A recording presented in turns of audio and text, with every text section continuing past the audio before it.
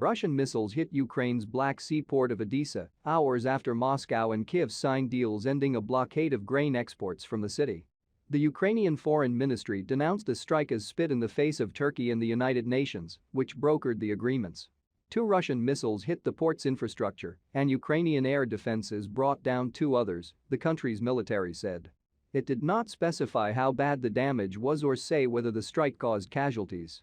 To launch a missile attack on Odesa's port, breaking its promises and undermining its commitments before the UN and Turkey under the Istanbul Agreement. In case of non-fulfillment, Russia will bear full responsibility for a global food crisis.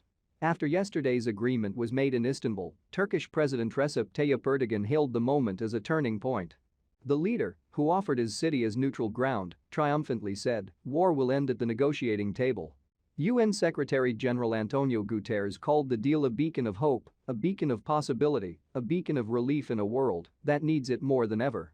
He described the agreements to open Ukraine's ports in Odesa, Chernomorsk, and Yuzhny as an agreement for the world, as the blockade caused chaos to global food supplies. Ukraine is one of the world's largest exporters of wheat, corn and sunflower oil, but Russia's invasion of the country and naval blockade of its ports halted shipments.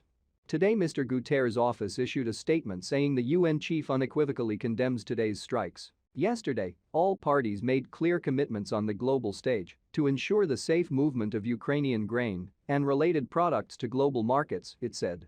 These products are desperately needed to address the global food crisis and ease the suffering of millions of people in need around the globe.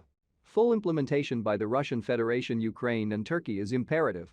Just yesterday Russia's defense minister Sergei Shoigu said Moscow would not take advantage of the demining and opening of Ukrainian ports, insisting his country made a commitment.